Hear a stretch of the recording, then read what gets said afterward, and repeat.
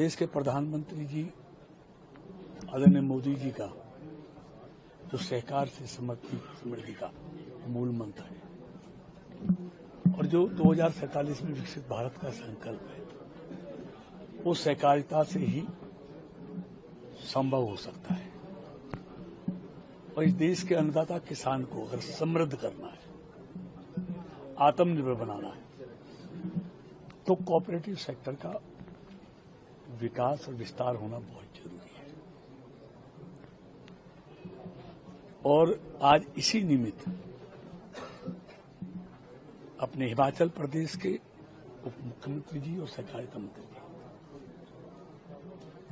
हमारे मुकेश अग्निहोत्री जी के साथ और तमाम अधिकारियों के साथ आज हिमाचल के कोऑपरेटिव सेक्टर की समीक्षा बैठक की गई है, जिसमें अनेक बिंदुओं पर विस्तार से चर्चा हुई है।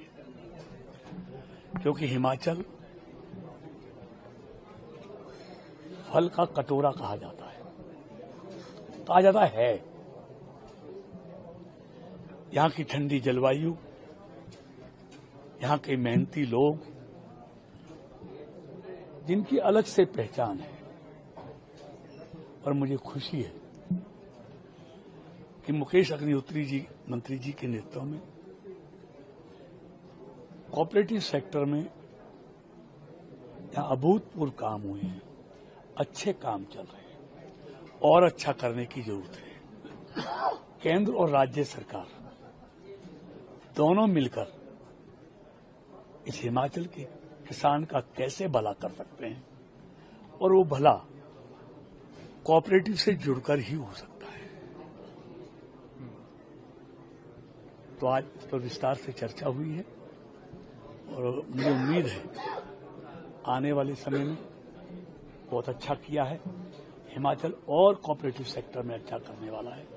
जो हमारी 3 नई संस्थाएं केंद्र सरकार की बनी हैं, NCEL, NCUL और BBSSL और सहकार टैक्सी, उसको भी यहां पर विस्तार से दिया जाएगा।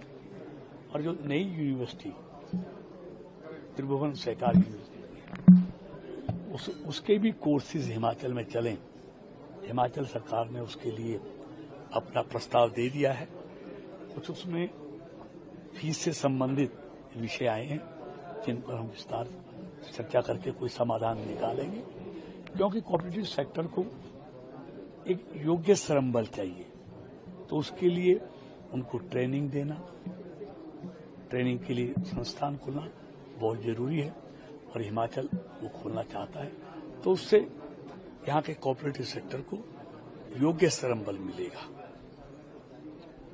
तो और यहाँ मंत्री जी की तरफ से कुछ सुझाव आए हैं, कुछ समस्याएं हैं, जिनका केंद्र सरकार से मिलकर समाधान निकालेंगे।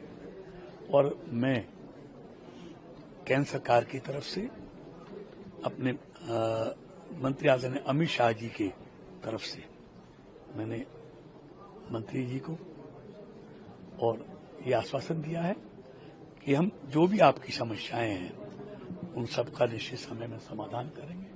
केंद्र और हिमाचल के तालमेल को लेकर किस तरह देखते हैं और क्या कोई आर्थिक पैकेज सहकारिता के लिए कुछ विशेष नया करने? देखिए, हिमाचल सरकार हो या केंद्र सरकार हो, दोनों का उद्देश्य है कि इस देश का जो किसान है, अन्नदाता किसान, वो समृद्ध हो। और उसका एक ही माध्यम है कोऑपरेटिव। तो दोनों मिलकर कोऑपरेटिव को आगे बढ़ाने के लिए, क्योंकि दोनों का मकसद है कि अन्नदाता किसान समृद्ध हो, तो दोनों मिलकर, कोई रुकावट नहीं है, दोनों मिलकर हिमाचल के अन्नदाता किसान को हम मजबूत करेंगे, आत्मनिर्भर बनाएंगे और उसको समृद्ध बनाएंगे।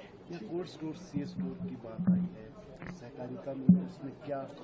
देखिए, अभी देश दुनिया की सबसे बड़ी अन्न भंडारण योजना हमारे सहकारिता विभाग ने आदरणीय अमित शाह जी के नेतृत्व में शुरू की है। लेकिन हिमाचल क्योंकि एक अलग प्रदेश है, यहाँ फलों का कटोरा कहते हैं, यहाँ फल ज्यादा होता है, तो इसीलिए अन्न की जगह उनकी तरफ से मांग आई है कि फल भंडारण के लिए ये योजना हिमाचल के लिए, ऐसे प्रदेशों के लिए जहां फल ज्यादा होता है, अन्न कम होता है, तो उसको इसमें इंक्लूड किया जाना चाहिए। उनकी तरफ से प्रस्ताव आया है, तो निश्चित तौर पर विचार करेंगे। कोऑपरेटिव बैंक की कुछ हालत ठीक नहीं